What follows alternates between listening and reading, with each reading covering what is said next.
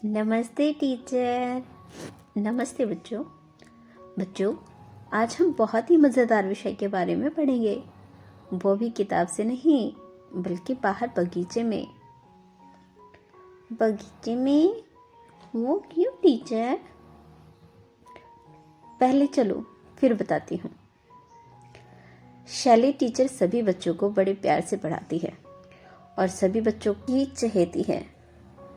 सभी बच्चे बगीचे में आ जाते हैं। देखो बच्चों, यहाँ कितने तरह के रंग बिरंगे फूल खिले हैं। चलो सभी बच्चे मुझे इनका नाम बताओ। कौन कौन अच्छे से इन पौधों का नाम जानता है? ये गेंदे का फूल है टीचर। ये गुड़हल का है टीचर। ऐसे ही सभी बच्चे सभी फूलों और पौधों के नाम बताते हैं और शैली जी टीचर उन सब की सराहना करती हैं। शाबाश बच्चों, अब ध्यान से सुनो। सभी को एक छोटे गमले में ऐसे ही अपनी पसंद के फूलों के पौधे लाने हैं और उसका अच्छे से ख्याल रखना है।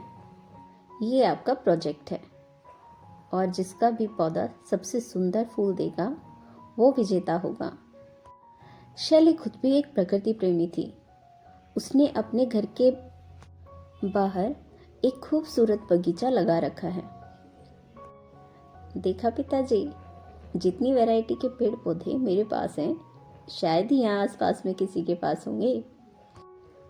हाँ, मेरी प्रकृति प्रेमी बेटी, तेरे जैसी बागबानी तो यहाँ कोई भी नहीं कर पाएगा। मेरी दादी भी अनेकों तरह के जड़ी बूटी और कई किस्म के पौधे लगाती थी। तू बिल्कुल अपनी परदादी पर गई है। अब चलकर खाना खा ले, नहीं तो अभी तेरी माँ आकर हम दोनों को ही पाठ पढ़ाना शुरू कर देगी। फिर दोनों जोरों से हंसते हुए अंदर चले जाते हैं।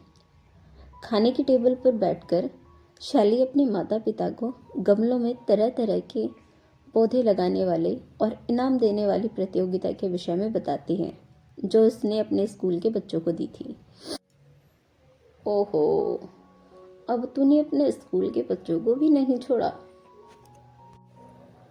क्या करूँ माँ, मैं तो चाहती हूँ कि बच्चे ही नहीं बल्कि सभी लोगों को प्रकृति प्रेमी होना चाहिए ताकि दुनिया में प्रदूषण कम हो। अगले दिन शैली स्कूल जाती है। उसकी कक्षा का एक बच्चा शिवा कई दिनों से स्कूल नहीं आ रहा था। बच्चों, क्या आप सबको पता है शिवा कई दिनों से स्कूल क्यों नहीं आ रहा है? पता नहीं टीचर। किसी को उसका घर पता है क्या? जी टीचर, मुझे पता है। तो ठीक है, आज जब स्कूल की छुट्टी हो तो मुझे उसके घर ले चलना ताकि मैं उसे भी पौधा लगाने वाले प्रोजेक्ट के बारे में बता सकूं। स्कूल की छुट्टी के बाद शैली रानू के साथ शिवा के घर जाती है और वो वहां देखती है कि उसके पिता की तबीयत बहुत ज़्यादा खराब है और उनकी माली हालत भी बहुत ज़्यादा बिगड़ चुकी है।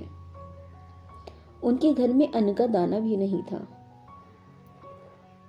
शिवा, क्या हुआ तुम्हारे पापा को और कैसे हुई उनकी ऐसी हालत? टीचर, मेरे पिताजी ऑटो ड्राइवर हैं।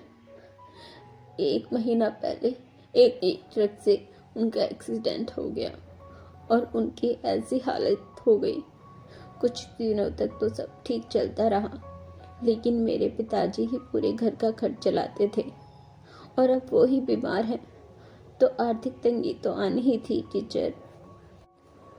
वो सब तो ठीक है बेटा, पर तुम्हें पढ़ाई नहीं छोड़नी चाहिए थी, स्कूल आना बंद नहीं करना चाहिए था।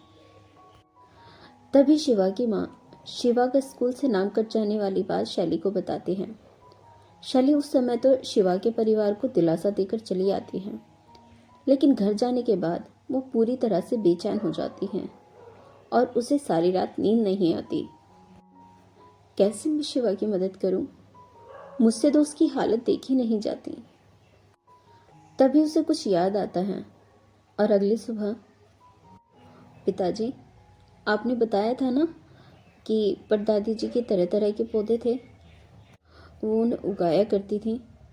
तो उनके बीज भी होंगे। थैंक हाँ, होने तो चाहिए, पर तुम क्या करोगी बेटा?